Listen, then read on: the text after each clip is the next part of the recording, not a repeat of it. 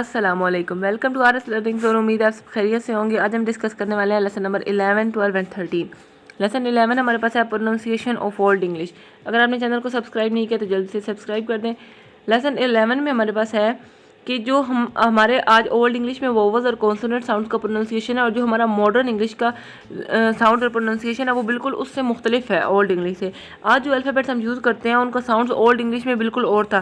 For example एक sound दोनों तरह से प्रोनाउंस होती थी, जैसे एफ़ और वी को एक ही लेटर से लिखा जाता था एफ़, और जैसे फॉर एग्जाम्पल लाइफ का मतलब था लाइफ, मगर ये कभी LIF और कभी LIV जैसे साउंड करती थी। असिमिलेशन उसे कहते हैं जब एक साउंड दूसरे साउंड से मिल जाए और उसका प्रोनाउंसिएशन चेंज हो जाए। कॉन्सोनेंट हमारे पास है 16 और वोवल लेटर हमारे पास ओल्ड इंग्लिश में वोवल लेटर 6 वोवल लेटर थे और 16 कॉन्सोनेंट सिंबल्स थे। सिंबल्स हमारे पास यहाँ लिखी हुई जो थी। उसके बाद हमारे पास है सम मोर फीचर्स ऑफ और प्रोनाउंसिएशन इन ओल्ड इंग्लिश। टॉपिक 53 में हमारे पास है कि जो डबल कॉन्सोनेंट्स का यूज़ भी इसमें ओल्ड इंग्लिश में अलग था, जैसे कॉपीइंग वर्सेस कॉपर।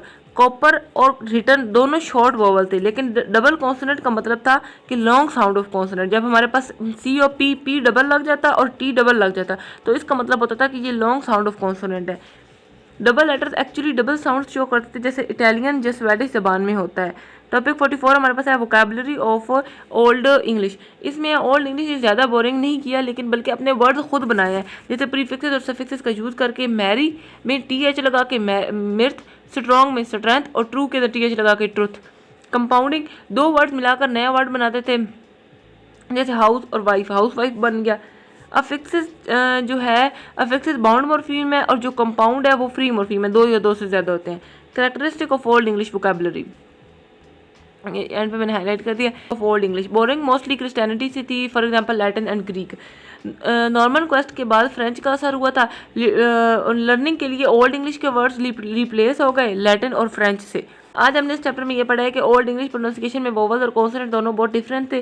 वोकैबुलरी में मेनली नेटिव होती थी, प्रीफिक्सेस सफिक्सेस और क्रिस्टियनिटी और नॉर्मन इन्फ्लुएंस से कुछ वर्ड्स बोरो किए थे। अगर हमारे पास आज lesson number 12 the grammar of Old English.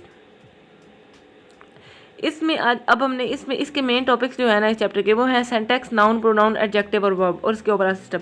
पहला टॉपिक जो हमारे पास है टॉपिक नंबर 56, उसमें one of the key feature of Old English grammar is the syntax, यानी सेंटेंस का स्ट्रक्चर। इसकी आगे दो टाइप्स होती हैं, एक है हाइपोटैक्टिक और दूसरी है प्रोटैक्टिक। हाइपोटैक्टिक क्या होती है? हाइपोटैक्टिक जब सेंटेंस में बहुत ज़्यादा सबऑर्डिनेट क्लासेस होती हैं तो वो क्या होती है? हाइपोटैक्टिक। और प्रोटैक्टिक क्या होती है?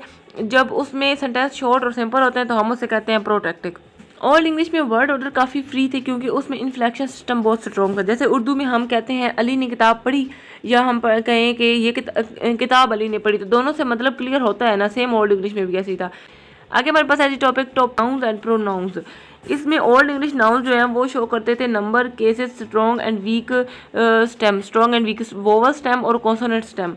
ठीक है, हर नाउन का अपना एंडिंग होता था। जैसे उर्दू में किताब और किताबें होता है। स्ट्रॉन्ग और वीक डिक्लेरेशन का मतलब है कि स्ट्रॉन्ग नाउन वोवल पे एंड होते हैं और जो वीक नाउन है वो कॉन्सोनेंट पे एंड होते हैं। वोवल्स मतलब कि NAMA पे एंड हो रहा है और जो कॉन्सोनेंट है NAMR पे एंड हो रहा है। प्रोनाउंस में एक बहुत ख़ास बात ये होती थी कि डुअल फॉर्म भी उसमें बहुत थी, जैसे V2 और U2 डुअल है ना इसमें। मॉडर्न इंग्लिश में सिर्फ सिंगुलर प्लुरल होते हैं, मगर ओल्ड इंग्लिश में डुअल भी था।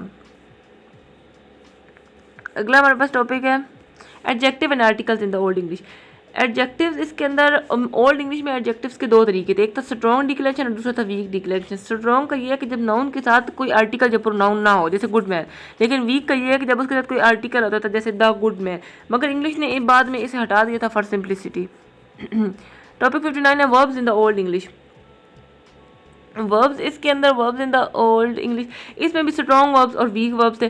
स्ट्रॉन्ग वर्ब्स जिसमें वोवल्स चेंज होते थे, जैसे ब्रेक से BROKE और BROKEN ब्रोकन। और जो वीक वर्ब्स थे उसमें एंडिंग मतलब उसमें एंडिंग हम ऐड करते थे, जैसे ED लगा दिया। वर्क से ED लगा के वर्कड और वर्कड कर दिया।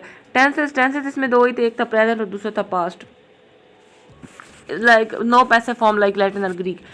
और पास्ट टेंस में सिंगुलर और प्लुरल के फॉर्म्स में वॉवल अलग होते थे, जैसे ही बोर और जब इसका प्लुरल बनाना है तो दे बोर। अगला हमारे पास टॉपिक है 60 overall language system in Old English. 450 AD to 1066 तक इन्वॉल्व थी, डेवलप हुई। उसके बाद ओल्ड जो नॉर्थ इन्फ्लुएंस था वो आफ्टर 800 था। ओल्ड इंग्लिश में इन्फ्लेक्शन बहुत कॉमन थे, यानी वर्ड्स एंडिंग प्रीफिक्सेस और सफिक्सेस का यूज़ हर जगह ही होता था। और जो मॉडर्न इंग्लिश ने इन एंडिंग्स को काफ़ी सिंप्लीफाई कर दिया। आज हमने इस चैप्टर में यही पढ़ा है कि सेंटेक्स और सेंटेंस टाइप्स, उसकी दो टाइप्स हमने पढ़ी, हाइपोटैक्टिक और प्रोटैक्टिक। हाइपोटैक्टिक और प्रोटैक्टिक पढ़ा। उसके बाद हमने नाउन्स एंड प्रोनाउंस का इन्फ्लेक्शन सिस्टम पढ़ा। डुअल फॉर्म्स एंड प्रोनाउन आज के ज़माने में नहीं मिलती। एडजेक्टिव्स का स्ट्रॉन्ग और वीक डिक्लेंशन पढ़ा, स्ट्रॉन्ग एंड वीक वर्ब्स पढ़े और प्रीफिक्सेस और सफिक्सेस का रोल पढ़ा। ये सब ओल्ड इंग्लिश ग्रामर के फीचर्स हैं जो मॉडर्न इंग्लिश से काफ़ी डिफरेंट है। उम्मीद है आप सबको लेक्चर समझ आ गया होगा। लेक्चर नंबर 13 भी है। Number 13 old English literature phonology and morphology. इसमें हम पहले बात कर लेते हैं लैंग्वेज की पावर की। लैंग्वेज की पावर की हम पहले बात कर लें कि लिटरेचर की हेल्प से एक लैंग्वेज अपनी थॉट्स को विविड फॉर्म में प्रेजेंट करता है और अपने इमोशंस को रिकॉर्ड कर सकते हैं। एंग्लो सैक्सन लिटरेचर, ये लिटरेचर एक बहुत ही रिच और सिग्निफिकेंट लिटरेचर था। ये लिटरेचर दो ट्रेडिशंस का मिक्सचर था, एक था पैगन और दूसरा क्रिश्चियन। पैगन ज़रा जहलियत वाला था, और ये वाला लिटरेचर है ना, ये ओरल ट्रेडिशन के थ्रू प्रिजर्व हुआ था और फिर क्रिश्चियनिटी के आने के बाद चेंज हो गया। Old English literature semantic and syntax. अगर हम ओल्ड इंग्लिश की प्रोनाउंस की बात करें तो सिंगुलर जो है, और सिंगुलर का इस्तेमाल होता था, ये जहाँ पे वर्ड दिया हुआ है टी यू, और जो है ना जी ई, वो इस्तेमाल होता था प्लुरल। आजकल हम यू का यूज़ करते हैं दोनों सिंगुलर और प्लुरल केसेस के लिए। हमारे पास अगला टॉपिक है, इसको आपने पढ़ लेना है। Old English sample 1 discussion 63। Old English, इसमें है जी वोकेबलरी का यूज़ काफ़ी फार्मूले का होता था, जिसमें so and slash dash so spoke जैसा कॉमन फ्रेज होता था। अल्टरनेशन का काफ़ी यूज़ किया जाता था। For example words for barriers, words for weapons and words for horse ships and Prince etc। Next 65, इसमें हमने इस नॉर्मन कॉन्क्वेस्ट जो 1066 से 1200 तक, इसने इंग्लिश को काफ़ी चेंज कर दिया था। आज के इस लेक्चर में हमने ये पढ़ा कि ओल्ड इंग्लिश को फोनोलॉजी, मॉर्फोलॉजी और सिंटैक्स काम करते हैं। आपने देखा कि कैसे लिटरेचर में दो ट्रेडिशंस, पैगन्स और क्रिश्चियन, जो हमने ऊपर पढ़े, उसका कॉम्बिनेशन था। ओल्ड इंग्लिश में प्रोनाउंस, रिलेटिव क्लासेस और सिंटैक्स के बारे में बात की। और आज का लेक्चर थोड़ा अजीब था।